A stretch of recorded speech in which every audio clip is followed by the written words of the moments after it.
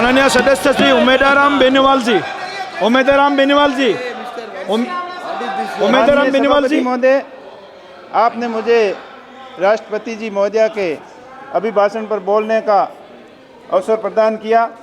मैं आपका हृदय से आभार व्यक्त करता हूं। साथ ही हमारे नेता LOP राहुल जी का भी धन्यवाद देना चाहूँगा कि मुझे देश की जनता और थार की जनता से जुड़े महत्वपूर्ण मुद्दों पर अपना विषय रखने का आपने मौका दिया। राष्ट्रपति महोदया के अभिभाषण से सरकार की नीतियों, उपलब्धियों, योजनाओं का उल्लेख किया गया, जो लोकतंत्र की एक महत्वपूर्ण परंपरा है। लेकिन आवश्यक है कि हम इस अभिभाषण की गहराइयों से समीक्षा करें और देखें कि इसमें कितनी वास्तविकता है और कितना खोखलापन है। इस अभिभाषण के अंदर दलितों और महिलाओं की बात की गई, लेकिन आज देश के अंदर जिस प्रकार दलितों के ऊपर अत्याचार बढ़ रहे हैं वो वास्तव में चिंता का विषय है। हाल ही में मेरे संसदीय क्षेत्र के बलोत्रा शहर के अंदर दिन दहाड़े एक दलित युवक विष्णाराम की हत्या दिन दहाड़े चाकुओं से गोद कर दी गई और 2 महीने बीतने के बाद भी नामजद अपराधी अभी पुलिस की गिरफ्त से बाहर है। ये बहुत ही बड़ी चिंता का विषय है। अभिभाषण में देश की वास्तविक समस्याओं, महंगाई, बेरोजगारी, असमानता, कृषि संकट, किसान आंदोलन, भ्रष्टाचार और मणिपुर हिंसा और महिलाओं की सुरक्षा, न्यायपालिका की स्वतंत्रता, इन पर कोई ठोस चर्चा नहीं की। इससे दिखता है कि सरकार इन मुद्दों को लेकर अपना ध्यान भटकाना चाहती है। मैं किसानों की बात करूंगा। भारत एक कृषि प्रधान देश है और देश की 75% से ज़्यादा आबादी ग्रामीण क्षेत्रों के ऊपर, कृषि के ऊपर निर्भर है। हाल ही में देश के अन्नदाता की हालत बहुत खराब है। सत्ता पक्ष की ओर से बार बार किसानों की आय दुगनी करने के कई वादे किए गए और 2022 तक किसानों की आय दुगनी करने का वादा बार बार दोहराया गया, लेकिन 22 निकलने के बाद भी आज किसानों की आय दुगनी के बजाय किसानों की आय आधी रह गई है।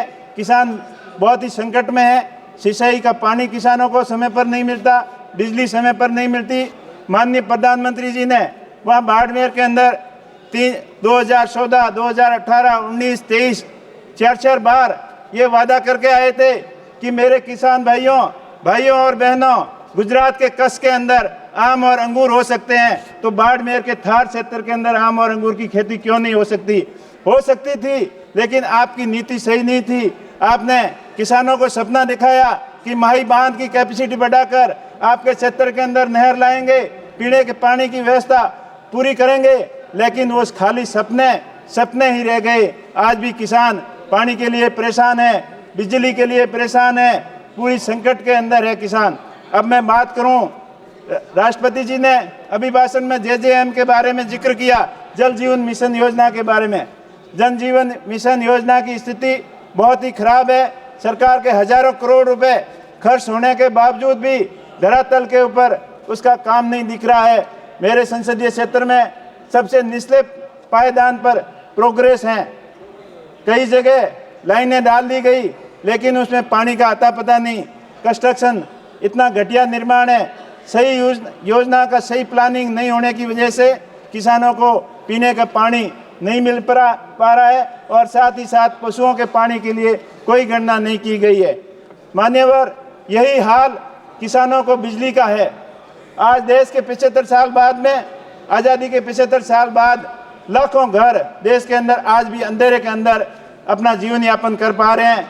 मेरे संसदीय क्षेत्र में 70,000 से अधिक लोग आज भी अंधेरे के अंदर जी रहे हैं।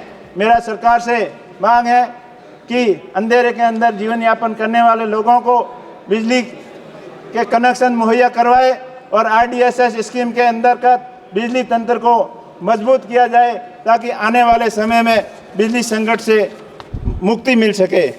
साथ ही साथ मेरे क्षेत्र की कुछ महत्वपूर्ण परियोजना के बारे में मैं बताना चाहूँगा कि रेलवे नेटवर्क के बारे में राष्ट्रपति जी के अभिभाषण में विस्तार से चर्चा की गई, लेकिन हमारे क्षेत्र के अंदर रेलवे नेटवर्क का बहुत ही कम विस्तार हुआ है। लंबे समय से मांग थी कि जैसलमेर, बाड़मेर, भाबर रेलवे परियोजना को लागू करना, और उसकी कई बार मांग होने के बाद सर्वे भी हुए, लेकिन उसको दुर्भाग्य की बात है कि अनार्थिक बताकर उसको रोक दिया गया। तो मेरा सरकार के माध्यम से मांग है कि इस महत्वपूर्ण परियोजना के बारे में विचार किया जाए, और साथ ही साथ बाकासर के अंदर ड्राई पोर्ट बनाकर राजस्थान के अंदर जो इंपोर्ट एक्सपोर्ट को बढ़ावा देने के अंदर सहायता दी जाए। इसी के साथ साथ क्षेत्र के कई महत्वपूर्ण मुद्दे हैं, उसके बारे में मैं आपका 1 मिनट के अंदर आपको ध्यान आकर्षित कराना चाहूँगा कि उड़ान योजना के अंतर्गत बाड़मेर के हवाई अड्डे को जोड़ा गया, लेकिन कई साल बीतने के बाद भी अभी वहाँ पर धरातल पे कोई काम नहीं हुआ। साथ ही साथ वहाँ प्रधानमंत्री आवास की स्थिति बहुत ही खराब है, दयनीय है, और इतनी राशि कम होने के बाद कोई किसान पात्र योग्य अपने आवास का निर्माण नहीं करा पा रहा है। तो मेरा आपके माध्यम से मांग है कि प्रधानमंत्री आवास की में कम से कम अब 5 लाख रुपए किस्त की जाए, और साथ ही साथ सांसद निधि को भी बढ़ाया जाए, जो माननीय सदस्य श्री हेमांग उसको जोशी बढ़ाकर 50 करोड़ किया जाए। आपने मुझे बोलने का मौका दिया, आपका बहुत बहुत आभार, धन्यवाद। हेमांग जोशी।